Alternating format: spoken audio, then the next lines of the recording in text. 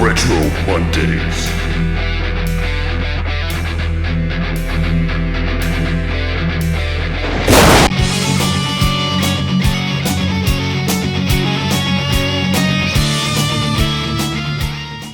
Hey, what's happening, gamers? Welcome back to another Retro Mondays, and to kick off my Batman series number 2. I've already looked at some of the best console Batman games from the past, so this series will mainly focus on Batman's portable adventures. This episode we're taking a look at Konami's 1993 classic Game Boy game titled simply Batman the Animated Series. But before we get to my review, let's take a step back to the year 1992, where Batman Returns had just released the following summer and a new cartoon was coming that fall. Magnificent. I suggest you save the flattery for the judge. While the movie didn't suck, the only reason it was a big success was thanks to DC's marketing blitz that took the world by storm. Because of this, Batman Mania toppled the Turtles' reign from the late 80s and into the early 90s.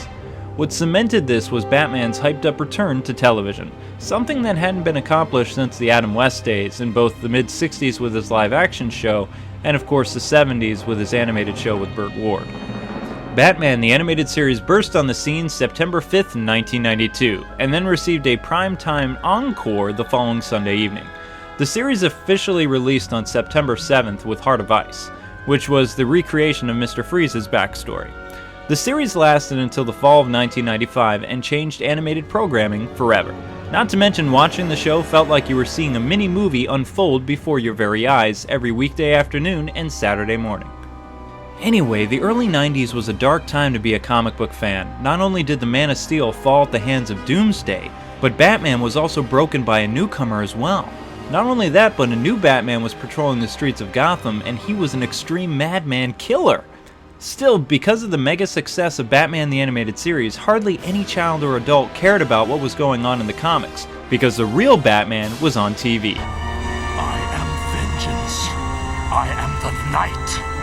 I am Batman! Like with Batman Returns, Warner Bros. And DC Comics didn't necessarily know if they had a hit on their hands, nor could they fathom what was about to come. So like the previous Batman films, they increased the marketing budget and reached out to game developers too. The animated series and New Adventures actually went on to have the most games created for Batman, and this was all in the DC animated universe, and that's not counting his Justice League appearances either. After the completion of Batman Return of the Joker on the NES, Sunsoft lost the Batman license to Konami, who were approached to create the Batman Returns Nintendo games and the games based after the upcoming animated series as well. Now, Konami went on to hold the license with Sega until 1995, before losing the rights to Acclaim for the Batman Forever movie. No, I'm probably not going to look at that game ever, so don't ask. Now, where was I? That's right, Konami's same director that took over their licensed projects handled this game's production as well, hence why both Batman and Robin have similar traits to the Turtles Game Boy games. Konami was also the very first game developer to include Robin as a playable character in a Batman video game. Huh? I've waited a long time. Okay, so the game's continuity takes place before Harvey Dent becomes Two-Face and before Robin enters Gotham City University. The story opens with the Joker sending out teddy bears filled with laughing gas to Gotham citizens. Next, he taunts Gotham's Dork Knight to try and stop him. Batman arrives on the scene ready to punch crime in the face. Batman the Animated Series is a side-scrolling action video game with some puzzle-solving elements and platforming as well, although the only puzzle-solving elements involve tracking the Riddler through a maze. The gameplay actually feels very similar to the Game Boy Castlevania and Turtles games. Then again, it was developed by Konami, so there you go. Batman's controls are very limited to just throwing punches and tossing batarangs this time around, but he can also use the bat grapple and wall jump too. The wall jump would reappear in the Super Nintendo Animated Series games too. Anyway, certain platforms Batman can interact with the bat grapple and flip on top of. This game features 5 chapters with 8 levels. 3 of the game's chapters feature 2 villains each, whereas the first and last chapter only have one of Batman's famous rogues. What's unique about 2 levels though is players actually get to switch off as Robin, and players will notice that Dick's stamina is less than Batman's and he borrows some abilities from the Turtles' second Game Boy game, namely being able to hang and move along the top of the ceiling surfaces. Grayson also can't use the bat grapple or batarangs. However, like with Batman, Robin can flip on top of platforms too.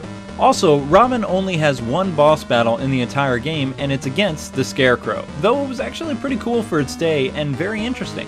As a kid, I loved being able to play as Robin because he was my favorite superhero. Yeah, time to kick some butt. I just love the animated series incarnation, and to this day, the definitive version of the Boy Wonder in my eyes is all thanks to Bruce Timm and Paul Dini.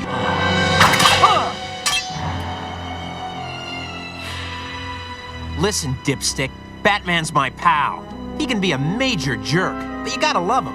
And nobody tries to fillet him when I'm around. So, what didn't I like about this game? Well, for the longest time, almost 20 years, I just couldn't beat this game, no matter how hard I tried. The Penguin stage is where my journey came to an abrupt end, back in the day. What made this level so insane is the flying birds of death. Kind of reminded me of the horrors from the original Ninja Gaiden games. You know, where the birds would just reappear and never stop? Yeah, that's definitely what happens in this stage. Now that I think about it though, both Ivy and Penguin stages are the most frustrating in the entire game and will give you a run for your money and your sanity. Konami throws literally everything at you but the kitchen sink. Still, if you remember to use the bat grapple as an offensive weapon, you can make the ceiling plants and birds sorry they ever messed with the Cape Crusader. Though I do apologize, I don't have any advice for the stupid timed Robin stage. Run like the wind, man in tights! Seriously, why on earth would somebody time this stage? That's just sinister. Although no more evil than the batarangs are pretty much worthless in this game, they don't carry on once you get them for the next level, and certain projectiles take away 3 hearts at a time. 3 hearts at a time. But I digress. If you didn't manage to complete this game, take comfort in knowing not many have as well. Still, if you've tried your hardest to see the final 2 levels and failed, well, your patience is about to be rewarded. Here you go. See, you didn't miss out on that much after all. On the nitpicking side of things though, I hate how weak Robin is, how the R is on the wrong freaking side, and there's no Batmobile or Batwing stages at all. But my final gripe with this game is there's no way to disarm the bad guys, so they'll just keep shooting you no matter what. Okay, calm down everybody, because I do have some good things I like about this game. Back when Batman the Animated Series released, I remember being so excited to have this Game Boy game in the palm of my hands because I got to play my favorite TV show on the go. Still, this game made me think I invented gamer rage, because I did go through a few Game Boys before I learned to cage my rage. I don't think Nintendo's Play It Loud campaign had anything to do with hurling Game Boys against the walls and hearing the sickening crunch noise that it made. All joking aside though, this game wasn't that bad. As a Batman game, that's a completely different story. Still, I can't really get into it since some of my viewers can't handle my analysis when it comes to this kind of stuff, hence why I never made a video review of Arkham Asylum, but that's a story for a different time. Graphics for this game look surprisingly good for a non-color game. The designers managed to capture the look and feel of the show and its cast of characters, which is very impressive for a Game Boy game. Animation was smooth and fluid, and the controls weren't too shabby either and easy to pick up and play. Looking back on this game, you could just tell it was rushed though. Konami was doing their best to get the game released during the second season of the hit TV show. In doing so, this game felt more like Castlevania than Batman though. Even the music for Poison Ivy and Mr. Freeze reflected that. I felt like Dracula or the werewolf was gonna pop out at me at any time. While cool, it's not really Batman. But I do admit the compositions work, and I have to give props for incorporating the music from the TV show. Something Sega should have done for their Adventures of Batman and Robin game. Do I hate this game though? Not really, I just don't love it. Frankly, most of my displeasure of this game lies with the Ivy, Riddler, and Penguin stages. They were just way too frustrating. And the bosses were just stupidly easy. So you can see the balance in this game was just way off. A good example of this, during the Poison Ivy boss battle, if Batman just ducks before Pam shoots her arrow, then you can play this boss no problem whatsoever. And it's a huge contrast to if you try to tackle it without ducking. As far as lasting appeal, this game has zip zilch nada. No added difficulty, no level select, no Konami code, nothing. It's a one-trick pony, folks. Though I do admit, parts of this game were really fun, and I loved being able to play as Robin. That was really awesome. Even though the game is very short, I do recommend this game for retro fans because it's worth picking up for die-hard collectors, especially for vintage games. Just keep in mind that Batman and Robin both rely on a heart system for this game, and the game is very difficult and offers only 3 continues, so when those continues are up, game over. If you do end up buying this game though, I do recommend playing it on the Super Game Boy because it's much easier to see what you're doing in the game, as opposed to the very small Game Boy screen. And with that said, thus ends another Retro Mondays. We're going to be switching up gears just a little bit and taking a look at the sequel to Batman Vengeance, which was Rise of Sin Tzu for the GameCube, PS2, and Xbox.